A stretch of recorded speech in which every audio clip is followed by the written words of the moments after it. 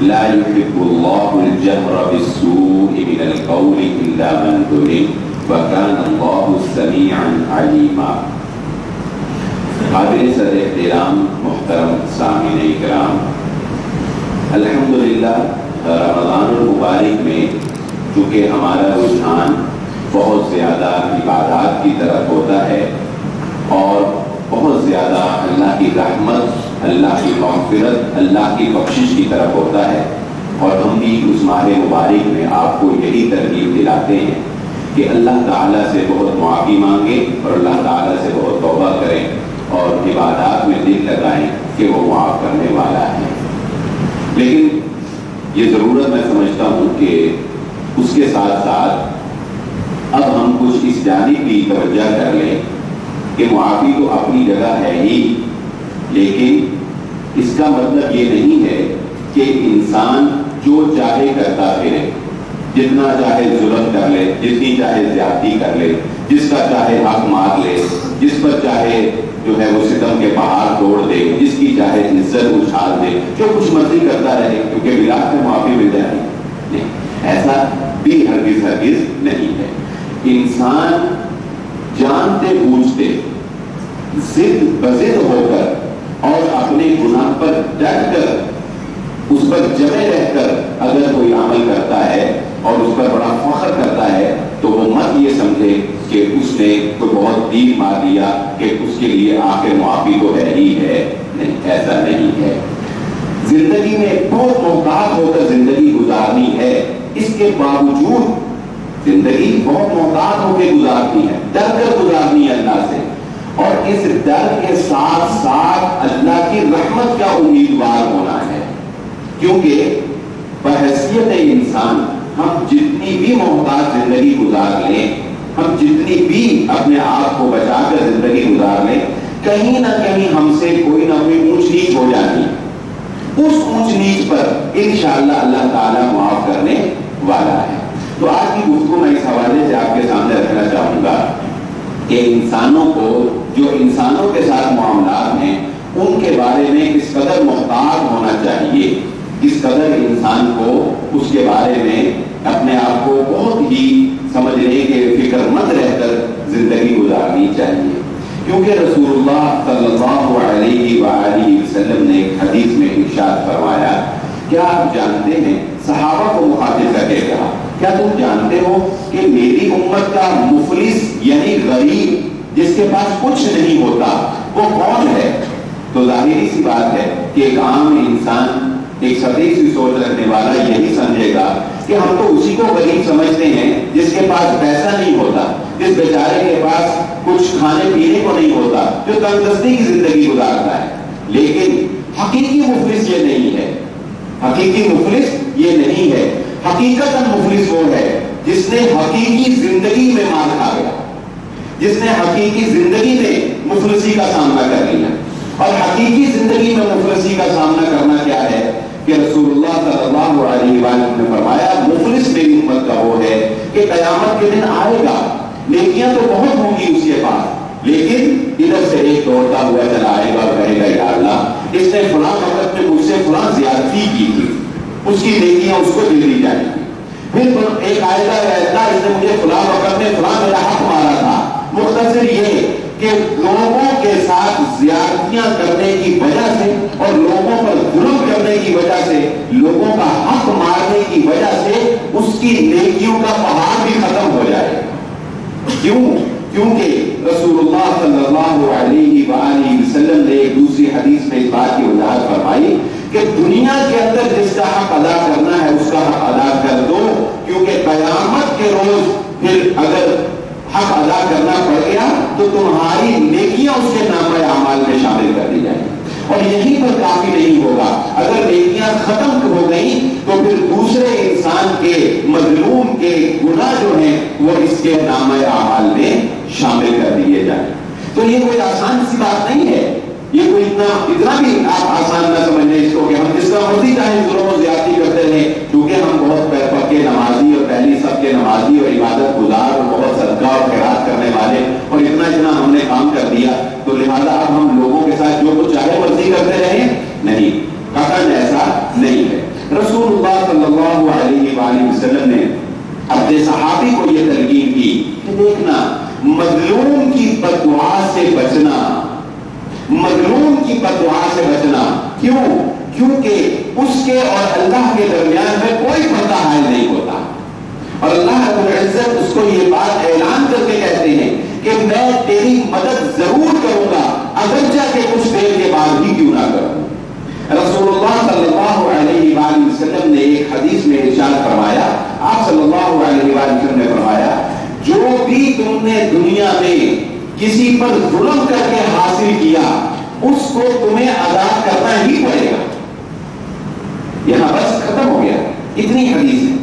جو بھی تم نے کسی پر ظلم اور زیادتی کر کے حاصل کیا وہ تمہیں ادا کرنا ہی پڑے گا، واپس کرنا ہی پڑے گا۔ کیا مانا؟ اگر دنیا میں نہیں کرو گے تو آخرت میں کرنا پڑے گا، یہ اب تمہاری مرضی ہے، دنیا میں کر دو یا دنیا میں اس سے معافی مانگ لو یا دنیا میں اس کا حق ادا کر دو، اگر نہیں تو اللہ تعالیٰ نے تو قیامت کا دن، فیصلے کا دن اس قدر توفیق رکھا ہے کہ مثال، انصاف کی مثال رسول اللہ صلی اللہ علیہ وآلہ وسلم نے اس طرح دے کر سمجھایا کہ جانوروں کا کوئی حساب نہیں، نہ جنت نہ جہنم، جانور کا کوئی حساب نہیں ہے، وہ مکلف نہیں ہے، لیکن اللہ تعالیٰ کیونکہ اس دن انصاف فرمائے گا تو اگر کسی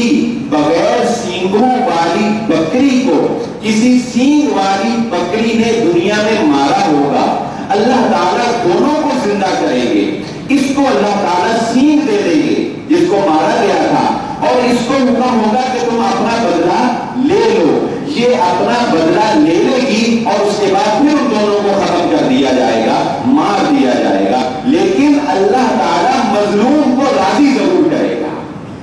اللہ تعالیٰ مظلوم کو ضرور خوش کرے گا، اللہ تعالیٰ مظلوم کی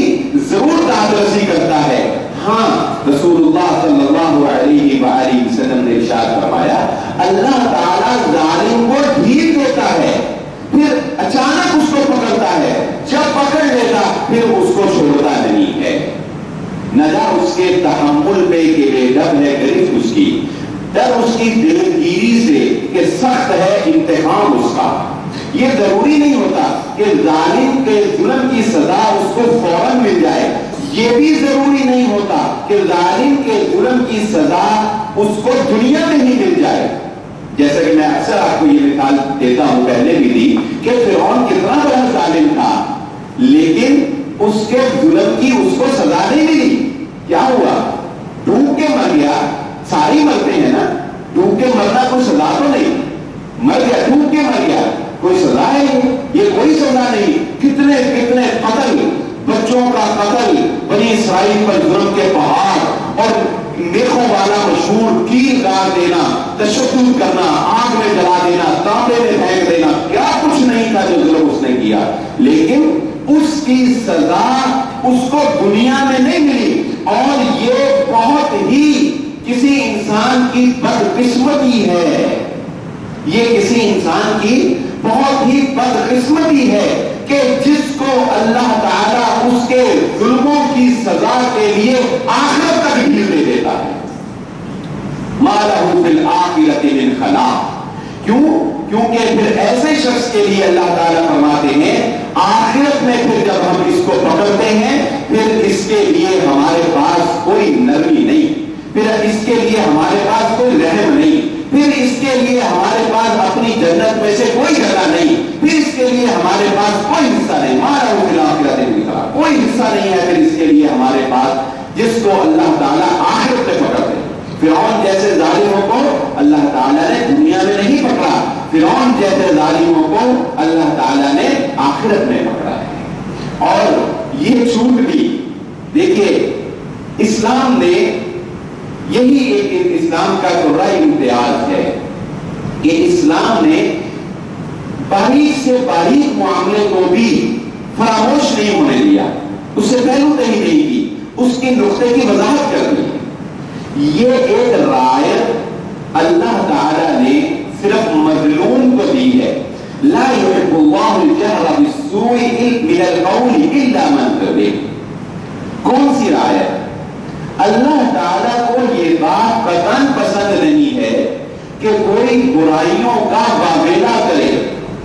बुराइयों का चर्चा करे, जैसा कि मैंने पहले भी कई दफा आपकी इस जानिब तवज्जो दिलाई कि अल्लाह को ये बात पसंद नहीं तो कोई ऊंची ऊंची आवाज में झगड़ा करे, कोई ऊंची ऊंची किसी को बुरा करे, फलाना ऐसा फलाना ऐसा फलाना ऐसा, या फिर ये ऊंची आवाज तो गधे की आवाज है, अल्लाह को नहीं पसंद। लेकिन अल्लाह ताला ने मजलूम को रुख्सत दी, और भाई जिस बेचारे पर जुल्म हुआ है अगर वो कोई ऊंची आवाज में जालिम की बुराइयां बयान करता है तो वो तो बेचारा मजलूम है, वो इस इस्तेमाल में नहीं आता, उसको रुख्सत है। इन्ना मंजूरी, मगर जिस पर जुल्म किया गया, क्या माना? माना ये कि मजलूम को ये इजाजत है कि वो जालिम की बुराइयां और जालिम के जुल्म का मुकाबला करे, रोए और पुकार पुकार कर चीख चीख कर कहे कि फलां ने मुझ पर ये जुल्म किया है, फलां ने मुझ पर ये जुल्म किया है। क्यों? इसकी एक हिकमत है। इसकी हिकमत ये है कि आप ये बात जानते हैं कि चाहे कोई इंसान कैसा भी बुरा हो, कैसा भी जालिम हो, अवामुन नास की राय आमा जिसे हम कहते हैं, ये जमहूरियत का एक बहुत बड़ा खासा है। राय आमा को अपने लिए हमवार रखना, मीडिया सबसे बड़ा रोल प्ले करता है इसमें कि राय आमा को किसी एक ग्रोह, किसी एक तंजीम, किसी एक फिरके के लिए खास करता है। कोई भी शख्स चाहे वो जालिम है, जैसा भी है, वो राय आमा को अपने खिलाफ नहीं होने देता। अवामुन नास की राय को वो कभी नहीं चाहता कि लोगों की राय उसके बारे में बुरी हो या लोग उसके खिलाफ उठ खड़े हो, चाहे वो अपनी ताकत से उनको अपने हमनवा बनाकर रखे, चाहे अपनी धोखाधड़ी से हमनवा, कैसे भी हो। मजलूम के पुकारने से लोगों को पता चलेगा कि फलां शख्स जो बड़ा पारसा बना हुआ है, लोग जिसकी बड़ी मदद करते हैं या लोग जिसके पैरोकार हैं, उसकी असलियत क्या है, उसकी हकीकत क्या है। ये बात थोड़ी मुश्किल है, लेकिन मैं आपको एक हदीस से बयान करूंगा तो इंशाअल्लाह आपको ये बात बिल्कुल आसानी से समझ आ जाएगी कि मैं क्या कहना चाहता हूं। रसूलुल्लाह सल्लल्लाहु अलैहि वसल्लम के पास एक शख्स आया, आकर कहा, अल्लाह के नबी सल्लल्लाहु अलैहि वसल्लम, मैं अपने पड़ोसी से बराता हूं, मुझे बड़ा ही तंग करता है, मैं अपने पड़ोसी से बराता हूं। अब पड़ोसी क्या कर रहा है? इस पर ज्यादती कर रहा है ना, इस पर जुल्म कर रहा है। नबी सल्लल्लाहु अलैहि वसल्लम ने फरमाया, एक काम करो, अपने घर का सामान लेकर गली में लाके रखकर बैठ जाओ। क्या करो? अपने घर का सामान उठाओ और गली में आकर बैठ जाओ। उसने घर का सामान उठाया, गली में आकर बैठ गया। अब जाहिर है एक बंदा घर का सामान आके गली में आकर बैठे, क्या होगा? हर मोहल्लेदार ने पूछा, तुझे क्या हुआ? यार ये पड़ोसी ने बड़ा सताया, मैं इधर घर में रहा ही नहीं जा रहा, मैं बाहर आके बैठ गया। हर शख्स को, गुजरने वाले को पता चला कि ये बाहर क्यों बैठा है, अपने पड़ोसी से तंग होकर बैठा है। अब आप बताएं नतीजा क्या निकले? वो खुद आएगा मिलते करने, भाई तेरी मेहरबानी, अपना सामान लेकर अंदर चला जाए, लोग मुझे बुरा क्या कह रहे हैं, मेरी तो बदनामी होगी, सारा मोहल्ला मुझे बुरा कह रहा है। ये है मजलूम, ये इजाजत है मजलूम को, ये इजाजत है मजलूम को कि वो ऐसा कोई भी इक़दाम करे, वो ऐसा कोई भी कदम उठा सकता है जिससे जालिम के जुल्म के बारे में लोगों को खबर हो, जालिम के जुल्म के बारे में लोगों को पता चले, और ये कदम उठाना चाहिए। मजलूम का साथ देने का एक माना ये भी है, जिसकी तरगीब मुहम्मदुर रसूलुल्लाह सल्लल्लाहु अलैहि वसल्लम ने बेशुमार अहादीस में बयान की, वो यही है कि मजलूम का साथ देना, कि मजलूम की आवाज उठाना, मजलूम पर जो जुल्म हुआ है उसको इंसाफ दिलाना और लोगों को बताना कि जालिम ने क्या जुल्म कमाया है, क्या जुल्म उसने किया है। एक हदीस में इसलिए रसूलुल्लाह सल्लल्लाहु अलैहि वसल्लम ने जालिम इशारा फरमाया, ये मशहूर हदीस है, बात आपने सुनी कि अल्लाह के नबी सल्लल्लाहु अलैहि वसल्लम ने फरमाया, जालिम और मजलूम दोनों की मदद करो, जालिम और मजलूम दोनों की मदद करो। मजलूम की मदद तो समझ में आती है कि उस کو ظالم کے ظلم سے روکا جائے۔ ظالم کی مدد کیا ہے؟ تو رسول اللہ صلی اللہ علیہ وآلہ وسلم نے ارشاد فرمایا ظالم کی مدد یہی ہے کہ اس کو ظلم کرنے سے روکا جائے۔ کیوں؟ کیونکہ ظلم کر کے دراصل وہ اپنا ہی نقصان کر رہا ہے، وَلَٰكِن لَا يَشْعُرُونَ، لیکن اسے شعور نہیں ہے۔ يُخَادِعُونَ اللَّهَ وَالَّذِينَ آمَنُوا وَمَا يَخْدَعُونَ إِلَّا أَنفُسَهُم۔ منافقین اللہ اس کے نبی صلی اللہ علیہ وسلم کو، ایمان والوں کو دھوکہ دینے کی کوشش کرتے ہیں، لیکن دراصل وہ اپنے آپ کو دھوکہ دے رہے ہوتے ہیں۔ یعنی انسان جب کسی دوسرے پر ظلم کر رہا ہوتا ہے، جب کسی دوسرے پر زیادتی کر رہا ہوتا ہے، تو دراصل دنیاوی اعتبار سے تو وہ دوسرے کا نقصان کر ہی رہا ہوتا ہے، لیکن کیونکہ اللہ تعالیٰ حقیقت کو دیکھتے ہیں اور حقیقت آخرت ہے، حقیقت جنت ہے، حقیقی زندگی مرنے کے بعد کی زندگی ہے، اس لیے اللہ تعالیٰ فرماتے ہیں کہ دراصل وہ اپنے اوپر ہی ظلم کر رہا ہوتا ہے۔ وہ جو ظلم کرتا ہے وہ اپنے اوپر ظلم کر رہا ہوتا ہے، اپنا نقصان کر رہا ہوتا ہے۔ تو ظالم کی بھی مدد کرو کہ ظالم کو ظلم سے روکو، اور یہ روکنا اگر طاقت کے ساتھ ہو سکتا ہو تو طاقت کا استعمال کرو، زبان کے ساتھ ہو سکتا ہو تو زبان کا استعمال کرو، مظلوم کا ساتھ دے کر، آواز اٹھا کر، میڈیا استعمال کر کے اگر ہو سکتا ہو تو اس طریقہ سے کرو۔ تو یہ اس بات کو ہم لوگ بہت معمولی سمجھ رہے ہیں، ہر کوئی ظلم کر رہا ہے، زیادتیاں کر رہا ہے، حق تلفیاں کر رہا ہے، پڑوسیوں کے ساتھ اونچی آواز سے گانے لگا رہے ہیں، اونچی آواز سے۔ اور میں تو یہاں تک بھی اس بات کے بھی توجہ دلانا چاہتا ہوں کہ ہم لوگ جو گلیوں میں اونچی اونچی آواز میں اسپیکر لگا کے محافل کا اہتمام کرتے ہیں، ہمیں سوچنا چاہیے کسی گھر میں کوئی مریض ہو سکتا ہے، دیر دیر رات تک ایک طرف ہم نیکی کر رہے ہیں، ایک طرف ہم نیکی کر رہے ہیں، لیکن دوسری طرف کہیں ہماری وجہ سے ہمارا کوئی پڑوسی تنگ تو نہیں ہو رہا، ہماری وجہ سے ہمارے کسی پڑوسی کو تکلیف تو نہیں ہو رہی۔ اس کام کے لیے ہال استعمال کرے، گراؤنڈ استعمال کرے، مساجد استعمال کرے، یا کوئی ایسا پلیٹ فارم استعمال کرے کہ جہاں پر جو آنا چاہے، سننا چاہے، وہاں جا کر سنے۔ زبردستی لوگوں کو تکلیف نہ دیں اس نیکی کے بعد، اس نیکی کے استعمال میں۔ اس کی ایک بہترین مثال میں آپ کو دیتا ہوں۔ رسول اللہ صلی اللہ علیہ وآلہ وسلم نے، آپ دیکھیے جیسا کہ میں نے کہا کہ باریکیوں سے پکڑتا ہے، یعنی کسی کو تکلیف دینا ایسے کہ آپ خود سے عمل کر کے تکلیف دیں، یہ تو منع ہے ہی۔ اسلام تو ہمیں یہاں تک سکھاتا ہے کہ اپنی ذات کے بارے میں بھی، اپنے اعمال کو بھی اس طرح مینٹین رکھو کہ انجانے میں بھی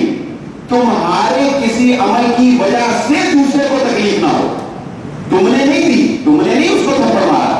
تم نے نہیں اس کو کوئی گالی دی، یا تم نے نہیں کہ اس کے آگے کام کر دی، لیکن تم اپنی موج میں لگے ہوئے ہو اور تمہیں پتہ نہیں ہے دوسرے کو تکلیف ہو رہی۔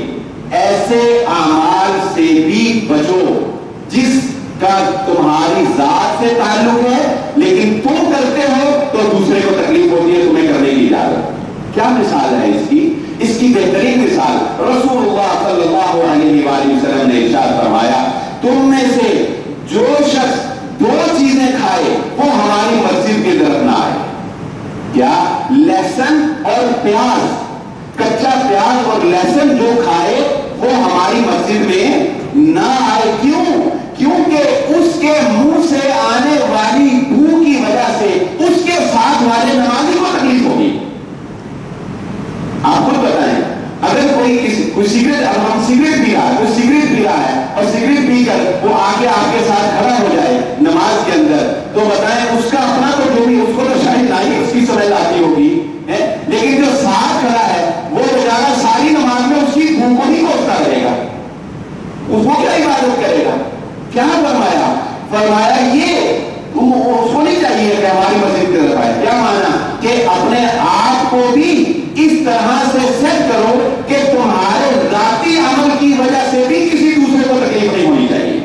تو انسان کو اسی لیے پاکی اور صفائی کی اتنی ترغیب کی گئی ہے کہ یہ پاکی اور یہ صفائی صرف اس کی ذات تک محدود نہیں ہوتی، بلکہ اگر وہ گندا ہے، اگر وہ میلا کچیلا ہے، اگر اس سے بو آ رہی ہے، تو یہ اجتماعیت کا ایک نظام ہے ہمارا اس میں ہم نے لوگوں سے ملنا ہوتا ہے، لوگوں کے ساتھ کھڑے ہونا ہوتا ہے، ہمارے ان اعمال سے بھی کسی دوسرے کو تکلیف نہیں ہونی چاہیے۔ آپ اندازہ لگائیں، جو دین اس قدر احتیاط بتاتا ہوگا، جو دین اس قدر احتیاط بتاتا ہوگا، وہ دین یہ اجازت کیسے دے سکتا ہے کہ آپ کسی کی زمین پر قبضہ کر لیں، آپ کسی کا مال مار لیں، آپ کسی کو گالی دے لیں، آپ کسی کی عزت کا جنازہ نکال دیں، یا آپ کسی بیٹی کا وراثت میں حق چھین لیں، یا نہ جانے کیا کچھ دنیا میں تو ظلم ہو رہے ہیں جن کو بیان بھی اور سوچا بھی نہیں جا سکتا ہے۔ رسول اللہ صلی اللہ علیہ وآلہ وسلم سے اس خاتون کے بارے میں پوچھا گیا، نبی صلی اللہ علیہ وسلم سے، وہ خاتون جو بڑی ہی نمازی پرہیزگار، نمازی پرہیزگار مانا کہ بہت زیادہ نوافل کا اہتمام کرنے والی، نبی صلی اللہ علیہ وآلہ وسلم کو بتایا گیا کہ ایک خاتون ہے جو بہت زیادہ نوافل کا اہتمام کرتی ہے، بہت زیادہ عبادت گزار ہے، لیکن اپنی زبان سے، اپنے عمل سے اپنے پڑوسی کو تنگ کرتی ہے، اپنے پڑوسی کو تکلیف دیتی ہے۔ وہ سخت بات اللہ کے نبی صلی اللہ علیہ وسلم نے فرمائی، یہ اپنی نار، آپ نے فرمایا وہ جہنم میں جائے۔ معمولی بات نہیں، یعنی وہ عبادت گزار تھی، اور اس کے مقابلے میں ایک ایسی عورت جو صرف فرائض کو پورا کرتی ہے، یا ایک ایسا شخص جو بہت زیادہ نفلی روزے نہیں رکھتا، بہت زیادہ نفل نہیں پڑھتا، بہت زیادہ قیام نہیں کرتا، صرف فرائض کو پورا کرتا ہے، لیکن اس کا اخلاق بہت اچھا ہے، وہ جنت میں جائے۔ وہ اپنے اخلاق کی وجہ سے، اپنے اچھے کردار کی وجہ سے، کسی کو تکلیف نہ دینے کی وجہ سے، کسی کا دل نہ دکھانے کی وجہ سے وہ جنت میں جائے گا۔ ہمارے ہاں یہ عجیب سی بات ہے، ہم میں سے بعض لوگ جو حقوق اللہ پورے نہیں کرتے، وہ کہتے ہیں ہم کسی کو دل کو نہیں دکھاتے، ہم کسی کو اجازت کو نہیں دیتے، نماز نہیں پڑھتے، کسی کا دل بھی نہیں دکھاتے۔ جھوٹ بولتے ہیں وہ لوگ، جھوٹ بولتے ہیں وہ لوگ، اسلام کے معیار پہ پورا نہیں اترتے وہ لوگ۔ اسلام حقوق اللہ کا بھی مطالبہ کرتا ہے، حقوق العباد کا بھی مطالبہ کرتا ہے۔ اللہ کے حق بھی پورے کرو، بندوں کے حق بھی پورے کرو۔ جو یہ کہتا ہے کہ میں نمازی اور پرہیزگار اور صائم ہوں، اور وہ روزے رکھنے والا اور قیام اللیل کا اہتمام کرنے والا ہوں، اور جو لوگوں کو جس طرح مرضی سختی سے ٹریٹ کرتا رہوں، وہ بھی غلطی پر ہے، دونوں غلطی پر ہے۔ تو یاد رکھیے یہ بات، ان دونوں کا اہتمام کرنا ہے، حقوق اللہ کا بھی، جیسا کہ ہم نے رمضان مبارک میں الحمدللہ بڑا اہتمام کیا، لیکن ان نیکیوں کے ذوق میں کہیں یہ نہ بھول جائیں کہ ہمارا لوگوں سے بھی کچھ تعلق ہے، ہمارا لوگوں سے بھی کچھ معاملہ ہے، اور یہ معاملہ اتنا سنگین ہے کہ رسول اللہ صلی اللہ علیہ وآلہ وسلم سے جب شہید کے بارے میں پوچھا گیا، نبی صلی اللہ علیہ وآلہ وسلم نے یہ اعلان فرمایا، یہ خبر دی کہ اس کے تو سارے گناہ معاف، اللہ کے راستے میں جان قربان کر دی، اللہ کے راستے میں جہاد کیا، اللہ کے راستے میں لڑا، اس کا تو خون بہتے ہی، اس کا تو خون کا قطرہ گرتے ہی اللہ نے اس کو معاف کر دیا، مگر سائل کو روک کر واپس بلا کر رسول اللہ صلی اللہ علیہ وسلم نے فرمایا کہ ٹھہر جاؤ، ایک بات تم اس میں بتانا رہ گئی، مجھے ابھی وہی حضرت جبرائیل علیہ السلام نے بتایا، اور وہ کیا کہ قرض شہید کو بھی معاف نہیں ہے۔ قرض شہید کیوں؟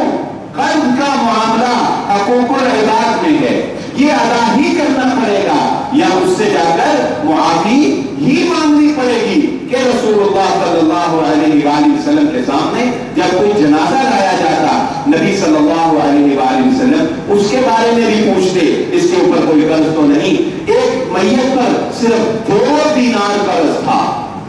کتنا؟ صرف 2 دینار۔ آج لاکھوں لے کر ہم نہ جانے اس کو بھاری نہیں سمجھتے، بالکل اس طرح جس طرح نبی صلی اللہ علیہ وسلم نے فرمایا، منافق کے لیے گناہ ایسے ہی ہوتا ہے جیسے ناک پر کوئی مکھی بیٹھی اور ایسے کر کے اڑاتی۔ مومن کے لیے گناہ پہاڑ ہوتا ہے، مومن اس کو ایسے سمجھتا ہے جیسے پہاڑ کے نیچے آ گیا، اور منافق گناہ کو ایسے سمجھتا ہے کہ جیسے مکھی ناک پر ہے۔ آج وہ لوگ جو قرض کو کچھ بھی نہیں سمجھتے، اور پھر سودی قرض، ایک تو ہوتا ہے عام قرض تو شاید میرا خیال کوئی دیتا ہی نہیں، اب تو دیتے ہی سودی قرض ہے، جو بھی قرض دیتا ہے پہلے یہی سوچتا ہے اس پہ اس کو دے رہا ہوں، مجھے ملے گا کیا؟ رسول اللہ صلی اللہ علیہ وسلم نے فرمایا، جانتے ہیں کیا ملے گا؟ نبی صلی اللہ علیہ وسلم نے فرمایا، جب کوئی مسلمان اپنے دوسرے مسلمان کو قرض دیتا ہے، اس کے ساتھ تعاون کرتا ہے، جتنی دیر نہیں کرتا، ہر روز اتنی اماؤنٹ اللہ تعالیٰ اس کے نامہ اعمال میں صدقہ کرنے کا ثواب لکھتے رہتے ہیں، یہ ملتا ہے۔ لیکن ہم چونکہ دنیا میں چاہتے ہیں تو پھر ہم سود کو ترجیح دے دیتے ہیں۔ یہ آخرت میں جو ملتا ہے کیونکہ یہ نظر نہیں آتا، یہ ہے الذین یؤمنون بالغیب، جو غیب پر ایمان رکھتے ہیں۔ یہ ایمان بالغیب بہت کمزور ہو گیا ہے ہمارا۔ غیب پر ایمان قوی ہو جائے تو ہمارے اعمال کی اصلاح ہو جائے، غیب پر ایمان قوی ہو جائے تو ہم حق تلفیاں کرنا چھوڑ دیں، غیب پر ایمان پکا ہو جائے تو ہم حق مارنا چھوڑ دیں، غیب پر ایمان پکا ہو جائے تو ہم گناہوں کو چھوڑ دیں۔ اور غیب پر ایمان یہی ہے کہ جو بھی ہم کرتے ہیں اس کا تعلق ہماری آخرت سے ہے، اس کا تعلق ہمارے انجام سے ہے۔ بات میں یہ کر رہا تھا، رسول اللہ صلی اللہ علیہ وآلہ وسلم کے سامنے میت لائی گئی، صرف 2 دینار قرض۔ نبی صلی اللہ علیہ وآلہ وسلم نے جنازہ پڑھانے سے انکار کر دیا، فرمایا اپنے بھائی کا جنازہ تم خود پڑھا، اپنے بھائی کا جنازہ خود پڑھا۔ پھر ایک صحابی اٹھے اور انہوں نے اس پیسے کی ذمہ داری قبول کی کہ میں ذمہ داری قبول کرتا ہوں کہ میں اس کا قرض ادا کروں گا۔ تب نبی صلی اللہ علیہ وآلہ وسلم نے وہ جنازہ پڑھایا ہے۔ تو کیا خیال ہے، یہ کوئی معمولی بات ہے، یہ کوئی عام سی باتیں ہیں؟ ہمارا آپس کا تعلق، ہمارا آپس کا معاملہ، ایک دوسرے پر ظلم و زیادتی کرنا، ایک دوسرے کا حق مارنا، کسی کو نقصان پہنچانا، یا جو کچھ بھی ہم لوگ کر رہے ہیں، جو بازار ہم نے گرم کیا ہوا ہے اور جو اندیکھے بالکل اندھا دھند ہم چلتے چلے جا رہے ہیں، ہمیں احساس نہیں ہے کہ رسول اللہ صلی اللہ علیہ وآلہ وسلم نے فرمایا تھا، جس نے اپنے مسلمان بھائی کا ایک بالشت برابر، بالشت یہ جیسے آپ یہ ہاتھ ہے اس کو آپ ایسے کھول لیں، صرف اتنا بالشت بنتا ہے جسے ہم ایک عام دیسی زبان میں ایک گفٹ بھی کہہ دیتے ہیں، یہ ایک بالشت، اتنا ٹکڑا، اتنا حصہ جس نے اپنے مسلمان بھائی کی زمین پر ظلم کر کے یا قبضہ کر کے یا دھوکے کے ساتھ اس سے قبض کر لیا، اسے حاصل کر لیا، اس نے جہنم میں اپنے لیے ایک ٹکڑا خرید لیا۔ اس نے دنیا میں نہیں کیا، دنیا میں تو چلو قبضہ کر لیا، لیکن سمجھ لے کہ اس نے جہنم میں اپنے لیے ایک جگہ جو ہے وہ خرید لی ہے۔ تو معمولی بات نہیں ہے۔ اسی لیے رسول اللہ صلی اللہ علیہ وآلہ وسلم نے اس بات کی بے پناہ ترغیب دی ہے کہ اپنے تمام معاملات جو بھی حقوق العباد سے تعلق رکھتے ہیں، جو بھی لوگوں سے تعلق رکھتے ہیں، ان کو اس دنیا کے اندر معاف کرواؤ، اس دنیا میں ان کا حق جو ہے وہ ادا کر دو۔ اور کوئی یہ نہ سمجھے، اس حدیث سے مزید اس بات کی وضاحت ہو جاتی ہے جو میں نے کہا نا، ایمان بالغیب، ایمان بالغیب ہے جو اعمال کی اصلاح کرتا ہے۔ وہ کیا ہے؟ وہ اس حدیث سے مزید واضح ہوگا۔ نبی صلی اللہ علیہ وآلہ وسلم کے سامنے دو آدمی آئے، یہ دنیا کی عدالتوں کا فیصلہ آخرت کے فیصلے کو بدل نہیں سکتا۔ دنیا کی عدالت کا فیصلہ آخرت کی عدالت کے فیصلے کو بدل نہیں سکتا۔ نبی صلی اللہ علیہ وسلم کے سامنے آدمی آئے، آپ زمین کا جھگڑا پیش کرنے کے لیے، ایک جھگڑا ہو گیا کہ کسی زمین کے بارے میں، نبی صلی اللہ علیہ وآلہ وسلم نے وضاحت سے فرما دیا، ممکن ہے تم میں سے کوئی اپنی تیز زبانی کی وجہ سے، اچھا وکیل کرنے کی وجہ سے، بڑا وکیل کرنے کی وجہ سے، اپنی بات کو اچھے انداز میں بیان کرنے کی وجہ سے، یا کوئی بھی اسباب اختیار کر لے، جھوٹے گواہ پیش کر دے، مدعی بیچارہ کمزور ہو، اس کو ثبوت نہ مل سکے ہو، یہ کوئی بھی فائدہ اٹھا لے، کسی بھی طرح اپنی جلد زبانی کی وجہ سے اگر اپنے حق میں فیصلہ کروا لیتا ہے تو یاد رکھو اس نے صحیح فیصلہ نہیں کروایا۔ اس حدیث کے بعد نبی صلی اللہ علیہ وسلم نے یہ بات فرمائی جو میں نے آپ کو ذکر کی، اگر کسی نے اپنے مسلمان بھائی کی زمین پر ایک بالش برابر بھی قبضہ کیا، اس نے جہنم کا ٹکڑا اپنے لیے خرید لیا۔ کیا مانا؟ کہ کسی کے مال کو ہتھیانے کے لیے کسی کمزور کے مال کو ہتھیانے کے لیے اگر آپ عدالت سے جا کر اپنے نام کی رجسٹری کروا لیں اور آپ کو پتا ہو کہ یہ میری زمین نہیں ہے، یہ حق میرا نہیں ہے، رجسٹری آپ کے نام کی بھی ہو جائے تو کیا خیال ہے؟ اللہ کے کاغذوں میں وہ آپ کے نام نہیں، اللہ کی عدالت میں وہ رجسٹری آپ کو بچا سکتی نہیں ہے۔ ہو سکتا ہے کہ وہ دنیا کے اندر آپ قانونی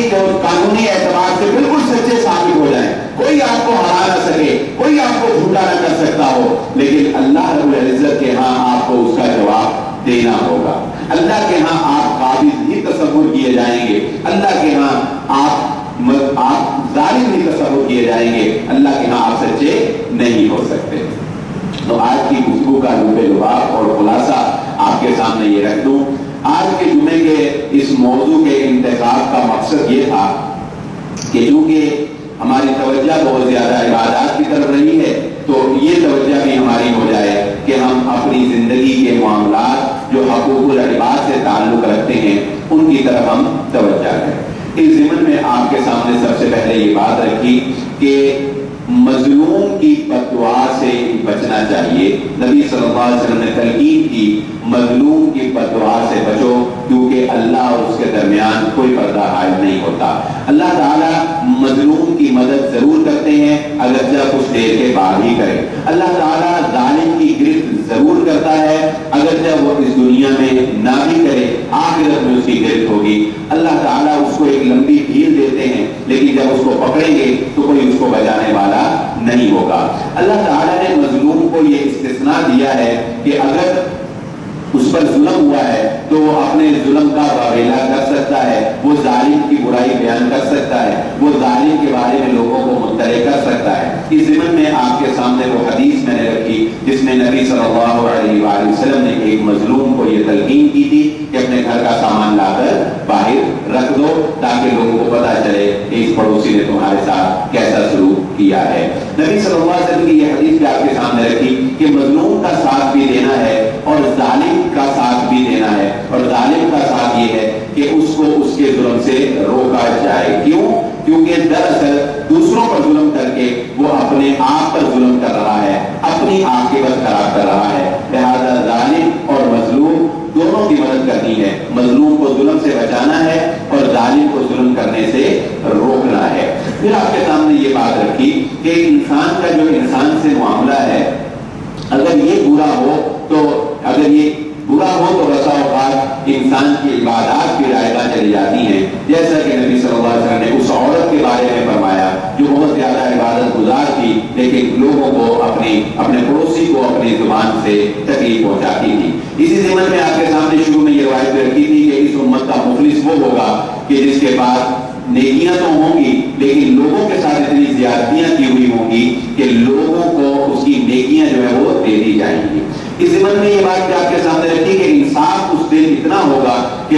بن سینگوں والی بکری کو بھی اللہ تعالیٰ زندہ کر کے انصاف ضرور دلائیں گے۔ پھر آپ کے سامنے یہ بات رکھی کہ دنیا کے معاملات انسان کو دنیا میں ہی معاف کروا لینے چاہیے کیونکہ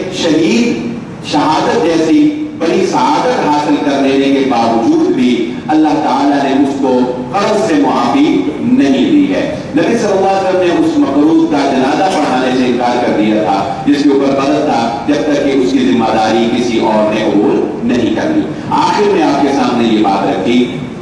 کسی کو دھوکہ دینا اپنے آپ کو دھوکہ دینا ہے۔ اگر دنیاوی اعتبار سے آپ نے کسی کی زمین کو ہتھیا کر دنیا کے قانون کے مطابق اپنے حق میں فیصلہ کروا بھی لیا، اپنے نام رجسٹری کروا بھی لی یا اس کو آپ نے قانونی کارروائی پوری کر کے سچے ہو بھی گئے، یاد رکھ لیجئے آپ نے کوئی کمال نہیں کیا، آپ نے جہنم میں اپنے لیے ایک جگہ خرید لی ہے۔ اللہ تعالیٰ سے دعا ہے اللہ مجھے اور آپ کو جو کہا کو سنا سمجھنے کی اور عمل کرنے کی توفیق عطا فرمائے۔ وما علیہ الا البلاغ۔